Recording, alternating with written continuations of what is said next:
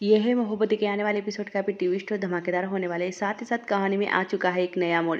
रोमी दिखता है कि रमन रात के 12 बज चुके हैं, अभी तक ऑफिस में ही है। वो अपने भैया के पास जाता है और कहता है कि भैया आप यहाँ पर क्या कर रहे हो, घर पर आपकी सब लोग राह देख रहे हैं, खासकर मम्मी। मम्मी कितनी रो रो कर परेशान हुई है और भाभी की बॉडी अभी तक मिली नहीं है और आप काम के पीछे पड़े हो। रमन कहता है कि फिर क्या करूँ, काम नहीं करूँ तो क्या करूँ, आजकल सब कुछ पैसा ही है और मैं किसी को याद नहीं करना चाहता। रोमी कहता है कि भैया आप घर जाओ प्लीज़, मम्मी के बार बार फ़ोन आ रहे हैं, मैं आप ये काम संभाल लूँगा। तभी यहाँ पर रमन कहता है कि तू मेरा बिजनेस संभालेगा, मुझे बेवकूफ़ बना रहा है और मेरा बिजनेस हड़प करने की कोशिश कर रहा है।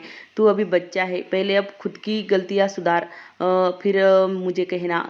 किसी को बीबी बनाकर लाए हो और उसने क्या किया है, घर में तमाशा करके रखा है और तुम चले हो मेरे बिजनेस संभालने के लिए। तुम्हारी हिम्मत भी कैसे हुई मुझे ये कहने की। यहाँ पर रोमी समझ नहीं पा रहा है कि आखिर रमन ऐसा क्यों कह रहा है, अचानक से अजीब अजीब बातें क्यों कर रहा है। यहाँ पर रोमी रमन को कहता है कि नहीं भैया ऐसा कुछ भी नहीं है, आप बहुत टेंशन में हो और भाभी के जाने के बाद आप ये सब बातें बोल रहे हो ना, क्योंकि आपको बहुत टेंशन है, क्योंकि भाभी को आप भुला नहीं पा रहे हो। रमन कहता है कि मुझे कोई लेना देना नहीं है किसी से और मैं मेरे बिजनेस की तरफ ध्यान देकर रहूँगा और मैं खुद संभालने के लिए मेरे बिजनेस को मैंने इतना खड़ा किया है, ना ही किसी के हवाले करने के लिए। और तुझे तो कुछ काम का भी नहीं है और तुझे कुछ भी नहीं आता, फिर भी मुझे चला है तुम राय देने और अच्छी बुरी बातें मुझे समझ में आती है, तुम जाओ यहाँ से। तभी यहाँ पर रोमी कहता है कि अचानक से इसे क्या हो गया है। तभी यहाँ पर रोमी शगुन को बताता है कि जैसे रमन ने उससे बातें कही। शगुन अभिषेक के पास आती है और कहती है कि अभिषेक मुझे तुमसे कुछ बातें करनी है। अभिषेक कहता है कि क्या बात करनी है। शगुन कहती है कि तुमने इशिता और मेरी बहुत हेल्प की है, पर मुझे अब एक मदद चाहिए तुम्हारी, क्योंकि रमन कुछ बदला बदला सा लग रहा है जब से वो निधि उसके जीवन में आई है। रमन के बिजनेस में उसने पैसा इन्वेस्ट किया है, तब से रमन कुछ बदला बदला सा लग रहा है। मुझे कहीं शक हो रहा है कि ये निधि कोई चाल तो नहीं चल रही और रमन उसकी चाल में फंसता तो नहीं जा रहा है।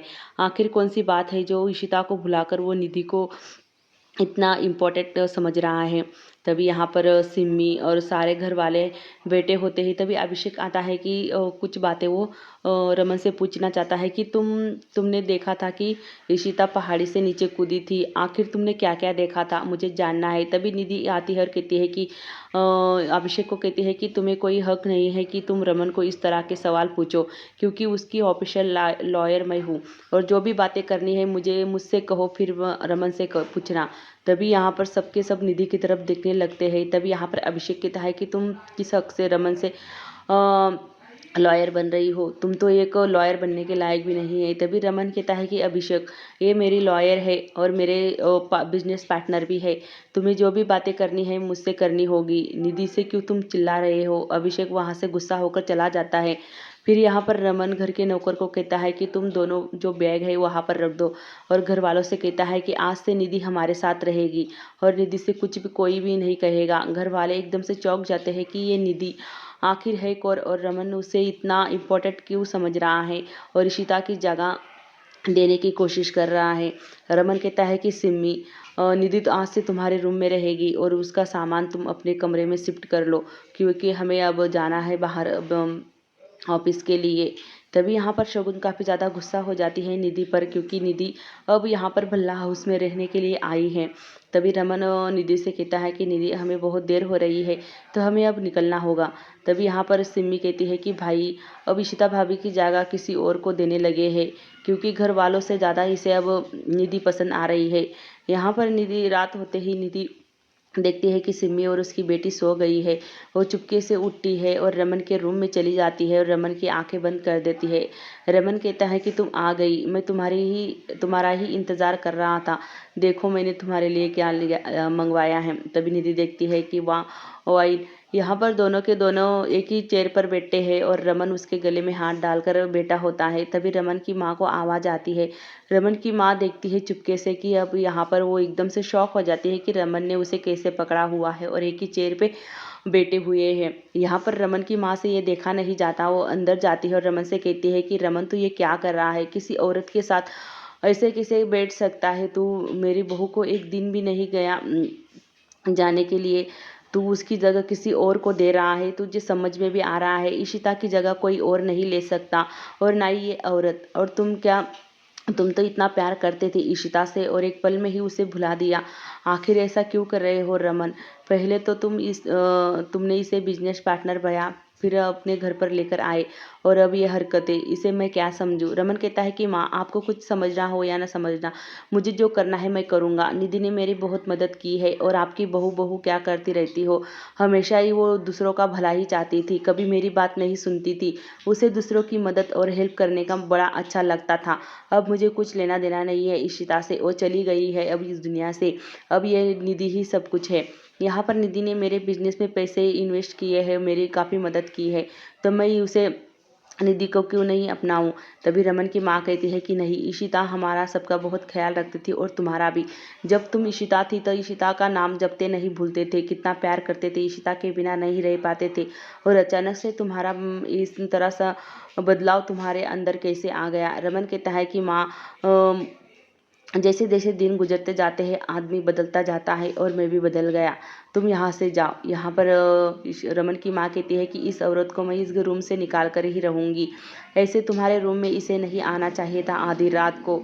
यहाँ पर रमन की माँ उसका हाथ पकड़ती है और रूम से बाहर निकालने की कोशिश करती है, पर रमन उसकी माँ से कहता है कि उसका हाथ छोड़ो, निधि को हाथ लगाने की कोशिश मत करो, पहले तो तुम निकलो यहाँ से। यहाँ से रमन अपनी माँ को धक्के मारकर बाहर निकाल देता है और कहता है कि आइंदा से हमारे कमरे में मत आना मेरी इजाज़त के बिना। रमन की माँ एकदम से शॉक हो जाती है कि रमन इतना बदल कैसे सकता है 2 ही दिन में, क्योंकि इशिता को गए हुए 1 दिन भी नहीं हुआ, और रमन का ये बर्ताव देखकर, ये रूप देखकर इशिता का पूरा परिवार, मतलब रमन की माँ का पूरा परिवार एकदम से बदल चुका है। यहाँ पर वो अपनी माँ को घर से मुझे अपने रूम से बाहर लेकर आता है और अंदर से दरवाज़ा लॉक कर लेता है। रमन की माँ बाहर खड़े होकर काफ़ी रोती है और सोचती है कि उसका परिवार कैसे बिखर रहा है। वो अपने रूम में आती है और रमन के पापा उसे संभालते हैं। वही अगले दिन सुबह निधि सबके लिए नाश्ता बनाती है। जहाँ पर घर की नौकरानी होती है वो कहती है कि बच्चों को सैंडविच पसंद नहीं है, वो अंडे नहीं खाते। निधि उससे डांटती है और कहती है कि तुझे कुछ समझ में नहीं आता, चुपचाप से जैसे मैं कह रही हूँ वैसा कर, और बच्चे क्या खाएंगे क्या नहीं वो मैं देख लूँगी। तभी यहाँ पर रूही कहती है कि मुझे इसका हाथ का नाश्ता नहीं खाना। उसे आदि समझाता है, कहता है कि आपने रूही 1 मिनट रुको, ऋषि माँ ने क्या कहा है कि किसी का भी अपमान नहीं करना और हमसे बड़े लोगों का भी अपमान नहीं करना। जैसे ये कह रही है हमें वैसा ही करना होगा, हमें नाश्ता करे बिना यहाँ से नहीं जाना होगा। तभी घर वाले काफ़ी लोग आ जाते हैं घर नाश्ता करने के लिए। यहाँ पर निधि ने सबके लिए सैंडविच बनाया होता है। यहाँ पर सिम्मी देखती है कि ये नाश्ता में कौन बनाता है, हम तो सैंडविच नहीं खाते। रूही भी कहती है कि मुझे भी सैंडविच पसंद नहीं है। रोमी कहता है कि हाँ मुझे भी पसंद नहीं है सैंडविच, मैं भी नहीं खाऊंगा। यहाँ पर निधि कहती है कि यह हेल्दी होता है और शरीर के लिए अच्छा होता है, स्वास्थ्य के लिए तुम्हें यही खाना होगा और कोई दूसरा नाश्ता नहीं मिलेगा। यहाँ पर सबके सब एकदम से हैरान हो जाते हैं कि ये अपना हमारा घर होते हुए ये अपना हुक्म क्यों चला रही है। तभी इशिता की अम्मा वहाँ पर इडली डोसा लेकर आती है और कहती है कि रूही बेटा मैं तुम्हारे लिए इडली डोसा लेकर आई हूँ। तभी निधि कहती है कि आप कैसे इडली डोसा खिला रहे हो बच्चों को, आपको तो यहाँ पर आना भी नहीं चाहिए, अब आपकी बेटी चली गई है। तभी यहाँ पर निधि वहाँ से गुस्सा होकर सबके सब कहते हैं कि हम भी इडली डोसा खाएंगे। यहाँ पर निधि गुस्सा हो जाती है और रमन के रूम में आती है नींबू पानी लेकर। रमन से कहती है कि रमन उठो, तुमने बहुत रात को मतलब बहुत देर तक जागे थे तो तुम्हारा